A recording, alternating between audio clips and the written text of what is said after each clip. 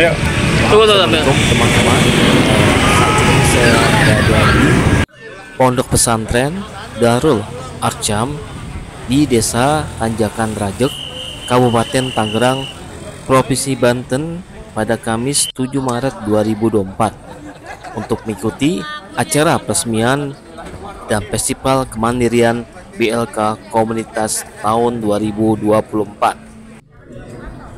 Acara peresmian dan Festival Kemandirian BLK Komunitas tahun 2024 ini dihadiri dan dibuka oleh Wakil Presiden RI Ma'ruf Amin.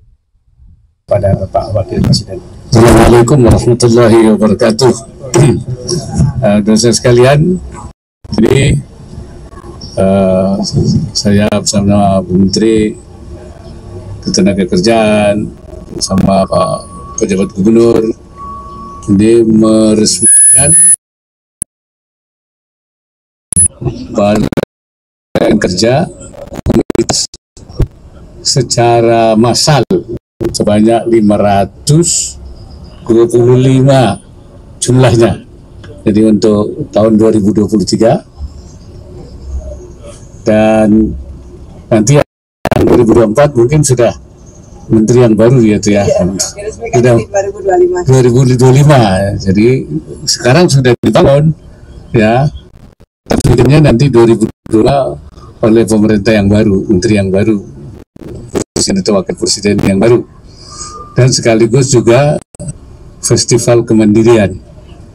Jadi saya kira pemerintah memang punya komitmen kuat untuk membangun keterampilan ya, sumber daya manusia yang terampil.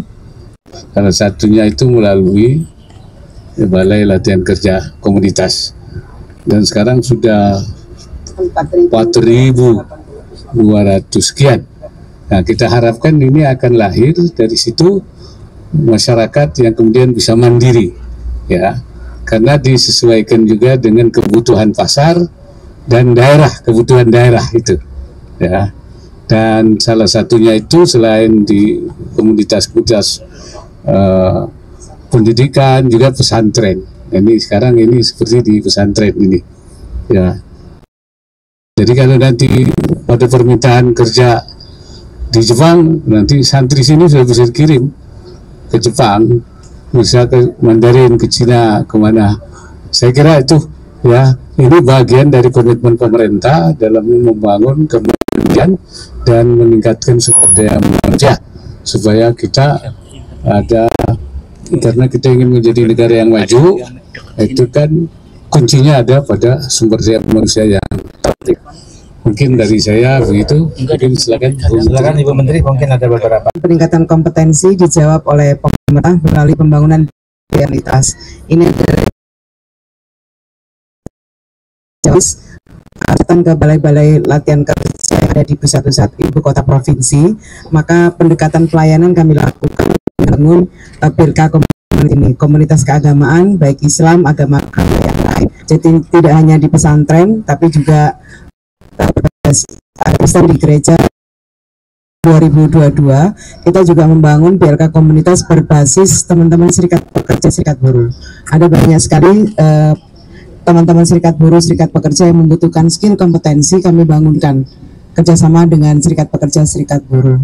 Dan seperti yang Bapak Ibu saksikan tadi, diantaranya adalah kita mendorong setelah pembangunan BLK komunitas itu adalah kemandirian. Jadi tidak lagi didampingi oleh pemerintah, oleh Kementerian Ketenagakerjaan, tapi mereka menjadi lembaga pelatihan yang secara mandiri melakukan peningkatan kompetensi.